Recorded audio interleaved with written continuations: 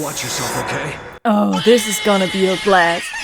The sun is beaming away, the absent girls are on display. What I'ma do is BOOM! Blow my way right through Resident Evil 5. And no, do not worry, YouTube. Of course, I mean the totally wholesome way of exploding everything into la grande mort instead of la petite mort. Because this is a family-friendly channel. Hello there, my sweaty Snickers. It's me, your Playsiera, and it's that time of the month again to put in Resi 5 and choose Sheva to diss Chris AI. Not gonna make it! You have no skill, then you're a loser! But today, I had to let go of my trusty gun friend to become acquainted with another type of weaponry.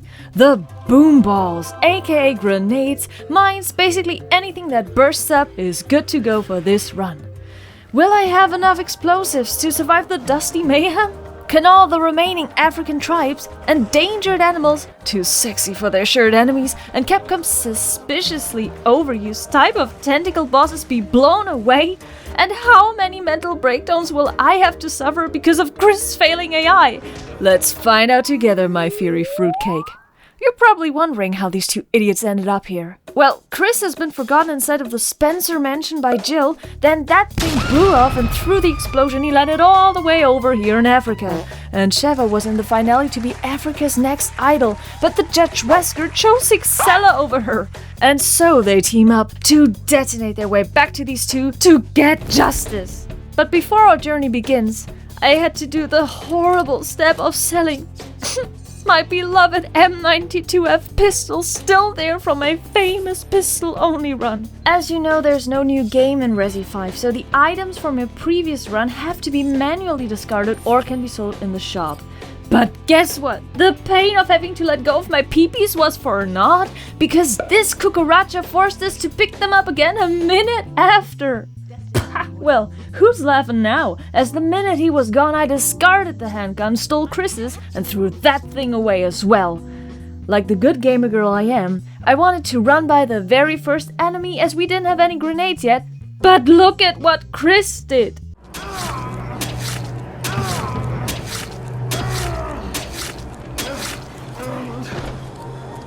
What part of explosives only did you not understand? Yet our grenade shortage was soon busted as I found our first baddie. These deal up to 1500 damage points. Oh, that's a lot of damage! And got the next one right at the start of the very first horde section. Now, come a little closer for an insight. There's a little inventory glitch in this game that basically gives you unlimited ammo. It works by exiting the game at any point, which saves your current inventory. And when you load up your latest checkpoint, you still got what you had before, can grab anything again, repeat that, and woo! You can get as much items as you want. And so, like the saucy little minx that I am, I used that right away to get a little stockpile for the later game. Sure, I could have gotten more, but I actually have a life and finally wanted to play the game as well. Oh, never mind. These people were crazy. All we could do at this point was run for our lives. Except our boy Chris still hasn't gotten the memo of not using his knife, but it was fun watching him get hoarded. You know what, Chris? I really have a bad feeling if we progress like this. I mean, look at you, so soy, so whimsy. These guys around here are so aggressive, and you think you can hold them off like that? No, I think a little revamping is necessary. Oh yeah, the less clothing, the more blowing. And these words were put right into action as I had to use my very first grenade in a pretty tight situation. All thanks to Chris's talent to get ganged up. Good job! But the battle for who has the least brain cells between us two wasn't yet decided as we arrived at this gate. Since I haven't played this gem in a while, I was 100% certain that we need to get through here to proceed. Unfortunately, our friends just came and came, so I wasted 3 precious grenades. In desperation to preserve my last 2 bombs, I gave them to Chris. But I kinda knew how this would go. That guy's gonna blow himself up. Why would that guy blow himself up? When everyone was transported to Valhalla, I turned the corner to see that the exit was right there. I almost reloaded the checkpoint, but But then, Chris came right into my eyesight, let me gaze at his slick muscles, and everything was right again in this messed up world. Now, clap your hands, cause it's time to meet your wobbly wiener boss Uroboros for the first time. This guy has a life bar of 28,000 points. If a grenade deals up to 1500 damage points, I would need 19 grenades, so I should be good to go, right? What? I used more than enough, but that didn't do a thing? As Sheva dies the most slow and weakly death, which she seemed to enjoy pretty much. I came up with a plan to also use the fire canister staying around. Eventually, I even used my incendiary grenades, which I wanted to save up for later as they will become crucial, and that did nothing. Oh man, after another 5 fruitless attempts, I had to face the truth. The only way to grill him was to lead him into the oven, let him bake for a few minutes, and he was cooked. Maybe if I had used up all my 45 grenades, I could have done it grenade only, but that would have been a waste. And I mean, I basically even defeated him weaponless, so that counts, right? No, please no. Here, enjoy Chris's smooth flirt lines as a condolence. Chris, we're waiting. Chris? In my pistol only run, you were showering me with compliments, and now? You dab your little forehead and roll your shoulders? Man, have you lost your trip. That stubborn cookie duff was a lost case. He got completely mocked by the zombie dogs, still did not understand the rules, and was even reluctant to run into a tripwire for me. Eventually, he came around. But we invented a new way of dealing with inconveniences. Teamwork makes the dream work. Incredibly, I took out the truck on my very first try, blew down the key from the ceiling on my very first try, but was too dumb to realize that, so I wasted another boomball for nothing. Got saved by the Josh with a rocket before Chris could use his knife again, and was so glad to be Sheva. Why? Well, when Chris throws me into this building, we have reached the point in the game where other single players who normally play as Chris have to rely on Sheva to fend off a horde and then open the lock on Chris's door. Yeah, it's as bad as it sounds. So good thing I have the power of ballistics on my side to ignore my problems and run to my soy boy version of Metal Gear Chris. Alright, let's meet up with the Ozempic version of the chainsaw guy. Look at this twig!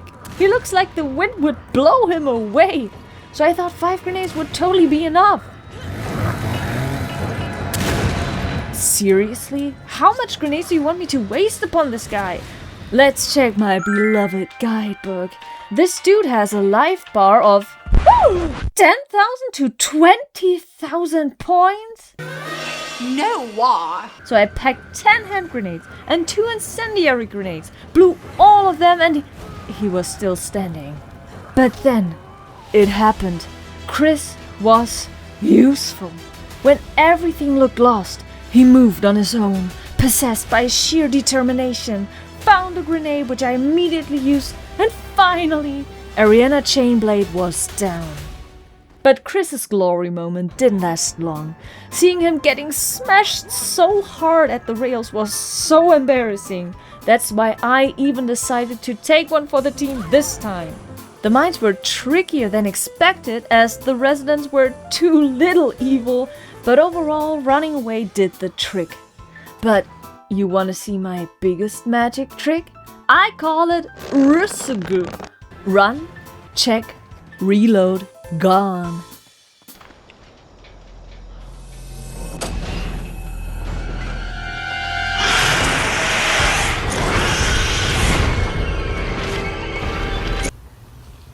Help! This is bad. This is a giant bat and we have to fight it now. Popocarimo's life bar is of 24,000 points and I do have enough grenades to deal that amount. Yet my try to fight him grenades only went pretty futile as I went out of my boom boys and this sucker was still standing. Flying. Damn, the detonation radius of these things is brutal.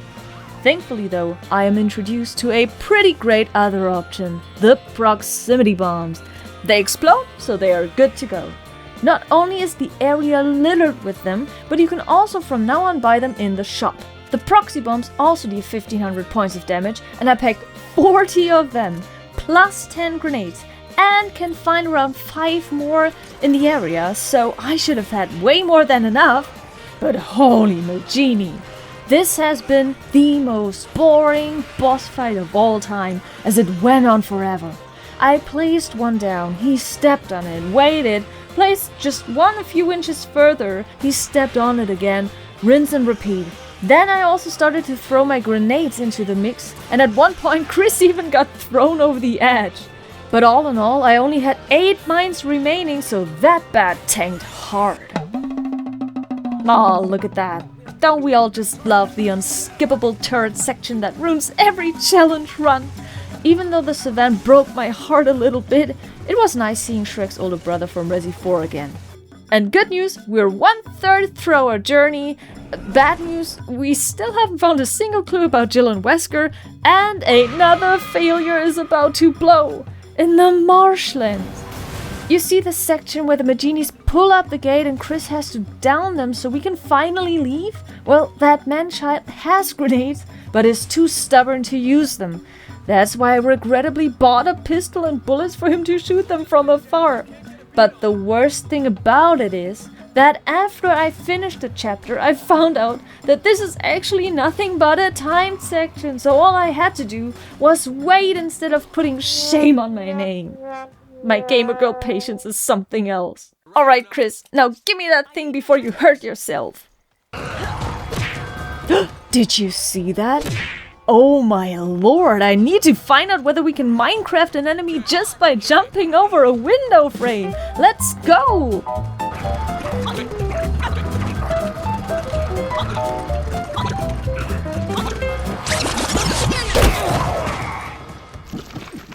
Does that count?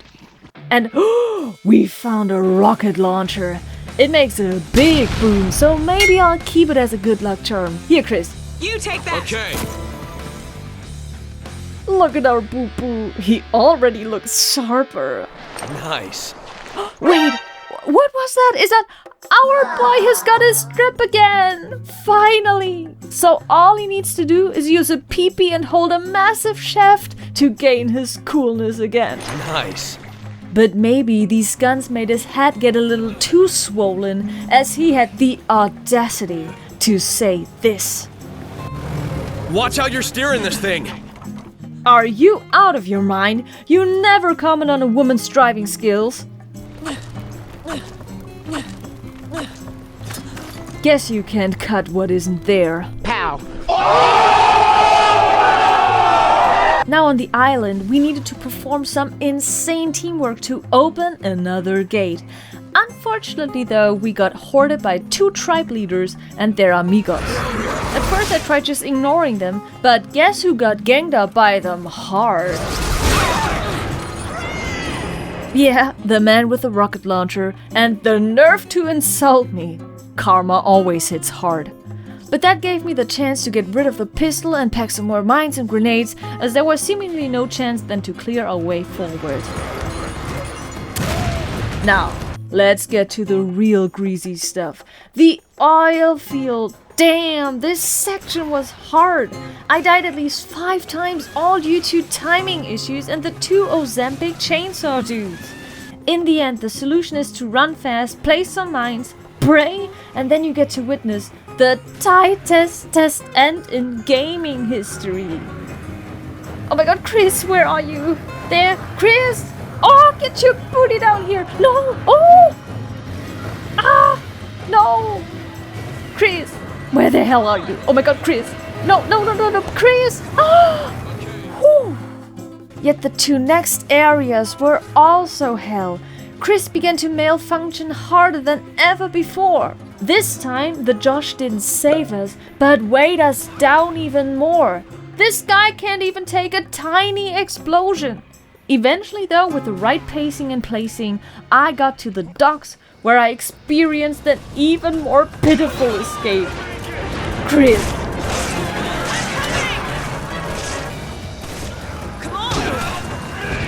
Oh my god, Chris! Shit, it's gonna blow. I'm like, damn.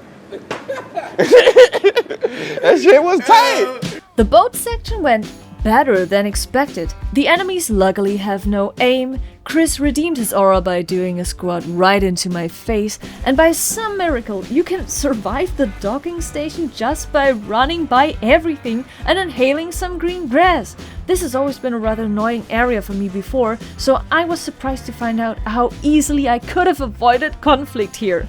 Yet no conflict was avoidable on this big Squidward fight. Since grenades and mines were out of my radius and I couldn't just use mods to run to this thing since I play on PlayStation, I only had one very conveniently placed choice here. We had an infinite turret on this side and an infinite rocket launcher here. As the fish kebab swam around the ship, the rockets wouldn't reach him in the front, so one loser had to operate the turret. That's how I placed Chris there, handled the boom balls myself, and got a back row seat in admiring Chris's 100% accuracy aim on this thing. Halfway done! And surprisingly, while all this poop hit the fan, we might have gotten a whiff of Jill! So off we go to the next area, the underground worship temple. To keep it short, unlike the alluring button mashing prompts to lessen the lifespan of my controller even more, my Wesker strategy helped me out here again, and of course I tried to outrun everything that I could. And look who's hiding here! Wesker and Excella. So it might be because of them that it has gotten a bit hot in here, or because of the laser beams burning everything in their path.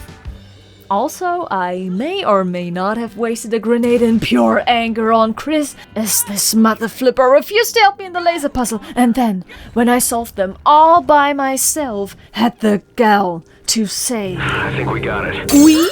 There's no Iron Team, Chris." Okay. But there's an Iron Lickers, which we got by pretty heroically. Still, I felt it deep in my bones. Something disgusting was about to happen. Why? Well, that's why. That's not great. That's terrible. Our next boss was clinging to us, and unfortunately grenades weren't a big help here. Either the detonation radius was too small, or since we were fighting on an endless abyss, I threw them over the edge. The proxy bombs won't do the boom either, as the spider non-men wouldn't step on them. So I had one solution, and one solution only. The grenade launcher. All it does is blow the blows, so I found myself the savior of the run. It was first available for pickup in the temple, but you can also buy it from then and there in the shop, which I did right away. With it come many different rounds, but for now I only use the explosives. And so, this fight became actually manageable. I shot off his limbs, and then was prompted with a QTE to throw a grenade right into his mouth, and after some tedious 15 minutes and too many explosives I dare to count, the spider got bug controlled. With a grenade launcher now around, the game became a survival horror for the enemies. And it was so cathartic to finally be able to properly defend myself after having had to run by everything before. Now the tone shifted from hot to burning, all thanks to the goddamn Uroboros lab fight. Remember how this was the worst enemy in my pistol-only run, as it only gets damage from flames? Well, thank the Capcom gods for incendiary grenades and flame rounds, so this time, this wiener got grilled for good. After I was blowing my way through the military Maginis and Australian-sized grasshoppers... Chris, you're in the way! Thanks, bud. I had a row of surprises ready for the next liquor section. And now... it was time for the most legendary reunion. We've actually found Wesker and Jill. Oh, they're in for a massive firework. This is what you'll get for dumping. Well, let's just say this fight has set women's rights back to the 18th century. We all know that all I need to do is wait the stage out, but that would be pretty boring, right? So I tried having my fun playing with Wesker, meaning getting smashed by him through a door, being shot, admiring his slick moves, or transcending into a different aggregate state as counterattacking him meant being zoned into a wall. Then I tried my luck on Jill. While we certainly enjoyed ourselves, that woman almost hit me harder than Wesker. But still, this was time well spent, as the 4 minutes were over in a blink. Then Wesker decided to leave the party, but at least we could still have a word with Jill. And I don't know about you, but after all these restraints and the pulling, I think she learned to never leave Chris behind ever again. So now it shall be Wesker's and Excella's turn. Our way led us over a military ship where we clearly had to clear our way forward to proceed. Oh man, at times it got pretty tight and I died a numerous amount of times, so I also used other grenade types to keep things interesting. That's how we found Excella, who's turning into... Wait, what is that? That's a penis. Oh, isn't it lyrical that she turned into the thing that she spent most of her life with? She was tanking a lot of damage, also because her tentacles always grew anew. Grenades and mines were again out of the question, or shall I say radius, so I would have needed a massive amount of explosive rounds. The problem is that they are, like everything nowadays, extremely expensive. And that's why I decided to use the laser detonator as well, since it makes a big boom. And so, after way too many wasted shots, the last blow was a real banger. After dying some more painful deaths, thanks to the grasshoppers and the 2 Gatling Asambos, we finally found Wesker. And that rockstar wanted to rock hard.